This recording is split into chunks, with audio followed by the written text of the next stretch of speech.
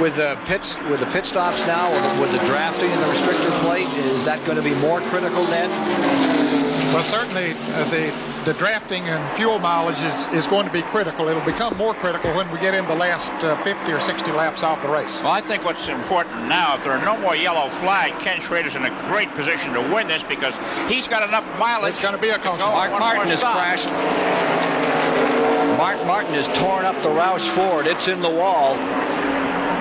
Well, he has at lap 115. Really narrowed the car up.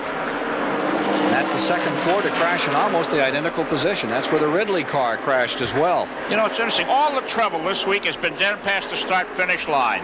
We thought that was the Achilles heel of this racetrack, and now today it's all been over there. Well, and it was just 3 or 4 years ago that you named Turn 4 Calamity Corner, Chris.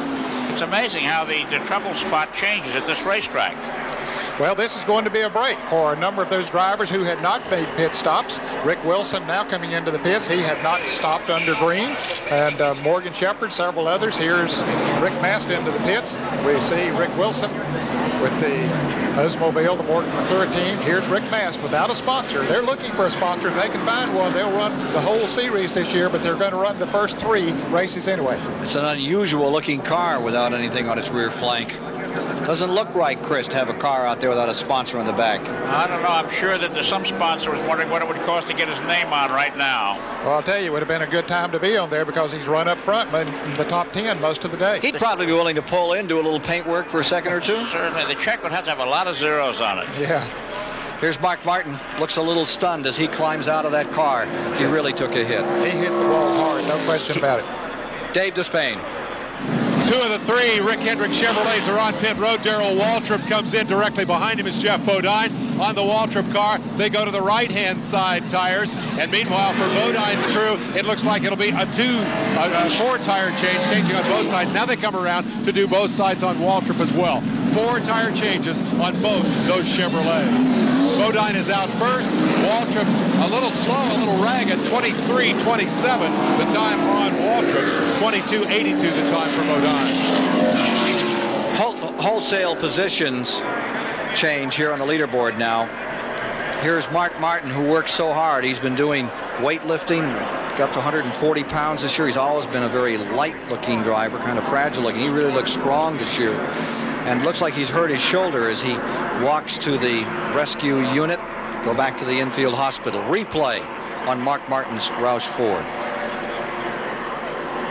Okay, as they head into turn 1, he's the 3rd car in line. It looks like the right front tire must have blown on that car because it veered straight into the wall. We thought Ridley blew a tire, but apparently he got tapped from the rear and sent into the wall, but no one was close to Mark Martin, so apparently the tire just let go and shot him into the wall. It's obvious that happened, but I just don't understand why the interliners don't work anymore. It used to be the tire would blow and only go down about half, 3/4 of an inch, and the driver could bring the car around to the pits and get a new tire. But now the interliner goes as well. But in the banking, it always seemed like it went, didn't it, Ned? I mean, you didn't get much help there. Well, when the speeds were much slower than they are now, it did help a lot. But as Chris says, they just don't seem to work as well now as they once did.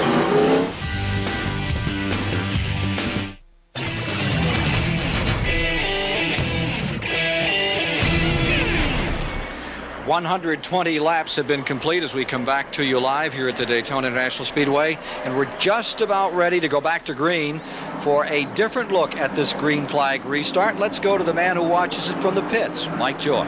Every car has a spotter, and they're all watching the flagman, Harold Kinder. If you wait for that green flag, you've waited too long.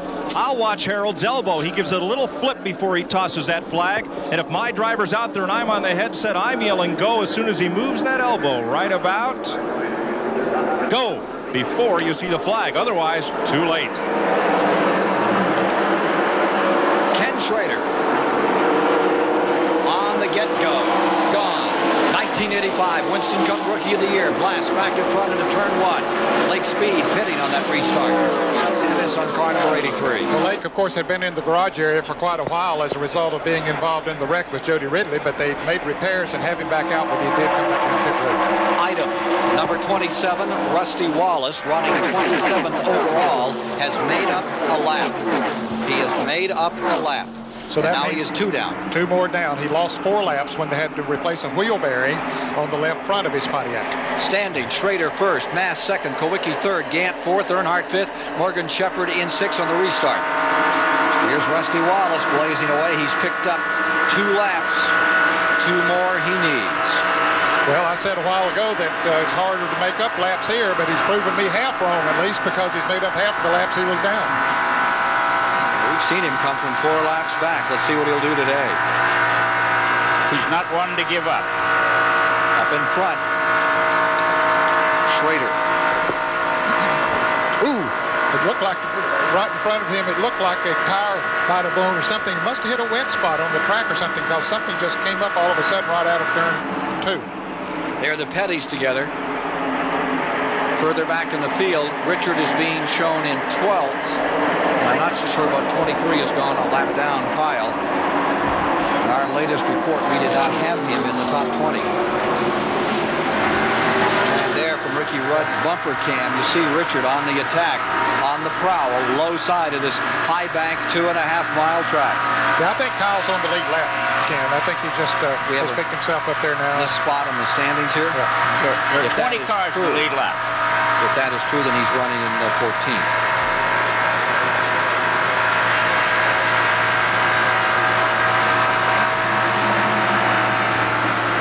Already looking a little battle-weary in the nose, car number 43. Here's Kyle right with him in the 23. As they're moving past Ricky Rudd, along comes Joe Ruttman. Here comes number 17 to the bottom of the track. It's Waltrip attacking another time. Waltrip moving up. He is not with that front group. Schrader's first, Mast second, Kowicki third. Gant is in 4th. Well back is Waltrip. He's showing 8th.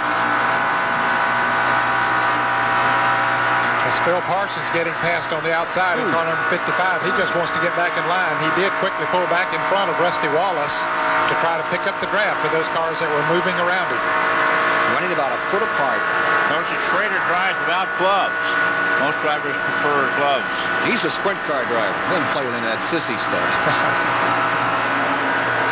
Most of the stock car drivers for years didn't wear gloves, Ned, but they really, it's a grand idea with that potential for fire, such as we saw on Neil Bonnett's car in the early part of the race. Yes, more and more of them are wearing gloves now. You're right, in the earlier days, in fact, not too many years ago, not too many of them did wear gloves. Did you ever have gloves? No, I never wore gloves. Well, I'll take that back. I did wear a golf glove on my left hand, just simply to keep from blistering it. I thought you were probably getting ready to get out and try your putter or something if the race was over. Well, I don't wear golf gloves when I play golf. Of course, I don't play it very well, so. Ricky Rudd, this is in replay, and going down to the corner, we're going to see Rudd make an indication to the people around him. Here's Joe Ruttman going beneath him here. And he's motioning to whoever is behind him. Evidently, he feels he's going to have to back off a little bit as Michael Waltrip went in front of him, and he wanted the driver behind him to, someone was right on his rear bumper, to back off a little bit too, rather than hit him as he went in. Drop kick him. Front pack. Schrader, who's won 125-mile qualifying races for 2 straight years, 1987 over Elliott by about 4 inches. 1989, I don't mean 2 straight years, I mean 2 years, in 1989 over Morgan Shepherd this past year. What do you think is going through Rick Mast's mind now, Ned? Is he just going to wait there, or does he want to show us some muscle and take the lead? I think he's happy to be where he is right now, very proud to be, and well, he should be. He's driven a whale of a race up to this point in only his 3rd Winston Cup race of his career, and sitting there running in second place in the Daytona 500, following the man who won the pole, and doing a great job of drafting and staying right there with him. Rick Mast in '66 told me that when he had this opportunity to drive his first 500, he said, I talked to Travis Carter, and I had some real reservations, but he said, I detected in Travis Carter's voice that he had a burning in it, and I need someone like that for me if I'm going to Daytona. Travis Carter told me this week in the garage area, he said, this is a much better team than we have shown in the last couple of years. Says, we pulled our bootstraps up. He said, if we can get sponsorship, he says, we will show people that we can be a strong team again. It must be a bittersweet race for Hal Needham to watch in California, who created this team, put it all together. He has since sold the team to Bill Edwards down in Charlotte, North Carolina. But you know how much that Needham loved racing. Well, I'm sure that he's happy to see the car running up there, too, because he loves loves Travis Carter so much too. This deal for Mast, running in the white number 66 in second, is only for 3 races. Daytona, Richmond next Sunday, and then Rockingham, and then question mark. They'll see if they can go on from there. Well, but the way they're running today, Chris, whoa. That's got to be an extension. I mentioned about Mast. He said there were 2 drivers, Chris, that were really helpful to him. One was Earnhardt. He said Earnhardt has just done it. He said Earnhardt came down and helped me practice for this race. And he said, and the other one is Morgan Shepherd. He said, in 10 years of racing against Morgan Shepherd, we spoke perhaps 100 words. And he said, and then when I got this opportunity, Morgan said, I'll go down with you and show you how to get around the track. I'd be willing to loan you one of my cars. And Mast said, why would you do that? He said, well, I like the way you race. I like your style, and I think you need some help.